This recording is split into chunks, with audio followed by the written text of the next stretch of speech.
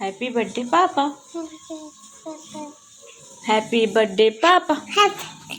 बोलो बोलो पापा हैप्पी बर्थडे। बोलो पापा हैप्पी बर्थडे।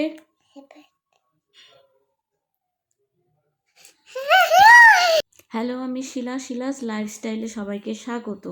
আমি রাজস্থানে থাকি। রাজস্থানে আমি আমার সংসার একার হাতে কিভাবে গুছিয়ে নিয়েছি সেটাই আপনাদের সঙ্গে দেখাতে চাই। আশা করব আপনারাও আমার পাশে থাকবেন। থাম্বনেল দেখে তো সবাই বুঝেই গেছেন আজ একটা স্পেশাল দিন, স্পেশাল ভিডিও হতে চলেছে। আজ আমার হাজব্যান্ডের বার্থডে। আজকে আপনাদের সঙ্গে বার্থডে ব্লগ শেয়ার করব। আজ বার্থডের আগের দিন মানে 29শে ডিসেম্বর, আর আমার হাজব্যান্ডের বার্থডে 30শে ডিসেম্বর। রান্নাবান্না শেষ করে বিছানার চাদরটা চেঞ্জ করে নিচ্ছি। তখনই ও এলো ডিউটি থেকে। আমার হাজব্যান্ডের এখন ডবল ডিউটি চলছে, তাই দুপুরে খেতে এসেছে। কথা হচ্ছিল যে কাল তোমার বার্থডে, তাহলে তুমি কালকে ছুটি নিও। ও বলল দেখি যদি সম্ভব হয় তাহলে ছুটি নেব। 30 তারিখ যেহেতু মঙ্গলবার, এখানে মাছ মাংস কিছুই পাওয়া যায় না। আর আগের দিন সোমবার ছিল, আমি খাই না, তাই মাছ মাংস আনাও হয়নি। আর বললাম না যে রাজস্থানে থাকতে থাকতে আমরা মাছ মাংস খাওয়া প্রায় ভুলেই গেছি। আর ও বলল আমার বার্থডে আর কারো মৃত্যুদিন হবে, ছাড়ো আমি কিছুই খাবো না। माँ जाओ तो माँ जाओ। मोर आ जाएगा। इधर इधर आ, मेरे पास आओ, मेरे हाथ पकड़ो। वो देखो इधर से दिखाई दे रहा मोर। कहाँ हो तुम? आ जाओ तो जल्दी। आ जाओ प्लीज मोर, देखना है तुम्हें। कहाँ हो? ও দেখো বিকেলবেলা মেয়েকে নিয়ে বেরিয়েছিলাম। আর দেখতে পাচ্ছেন রাস্তার ধারে কি সুন্দর ময়ূর বেরিয়েছে। ময়ূর দেখে তো আমার মেয়ে খুব আমাদের একটা ময়ূর থাকলে কত দূর থেকে না মানুষ আসে। আর এখানে একটু জঙ্গল হলে আশেপাশে ময়ূর, বানর, তোতা পাখি সব থাকে। রাতের বেলা বসেই ছিলাম, ভাবলাম ফ্রিজে যখন গাজর আছে একটু গাজরের হালুয়া বানাই। ও খেতে ভালোবাসে, কালকে ওকে দেব। আর গাজরের হালুয়া বানাতে জানেনই তো কতটা দেরি লাগে, প্রায় আমার 2 থেকে 2.5 ঘন্টা টাইম লেগেছে। শেষমেশ আমাদের প্ল্যান হয়েছে কাল ও ছুটি করবে, আর আমরা বিকেলে ঘুরতে যাব আর ওখানে ডিনার করে আসব। রাতে এসে বলছে না গো ছুটি পেলাম না, কালকে আমাকে সকালেই যেতে হবে আর ডবল ডিউটিই করতে হবে।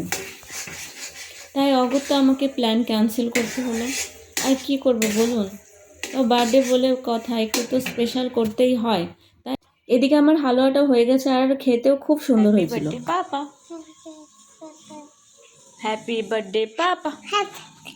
বলো বলো পাপা হ্যাপি বার্থডে। আর এদিকে দেখুন মেয়েকে একবার বলেছি যে বাবার হ্যাপি বার্থডে, তাই দেখুন কি সুন্দরভাবে বলছে, কত মিষ্টি লাগছে না। এটা পরের দিন মানে 30 তারিখের ভিডিও। এদিকে ও ডিউটি যাওয়ার পরে আমি সকালেই সেমাই রান্না করে নিয়েছি, কারণ আমার পায়েস রান্নার চাল ছিল না। আর এদিকে আলু কফির ঝোল আর 5 রকম ভাজা, এই ছিল দুপুরের মেনু, আর কিছুই না। আর এদিকে আমি ছোলা ভিজিয়ে রেখেছি, একটু কাবলি চানা যেটাকে বলে জায়গা।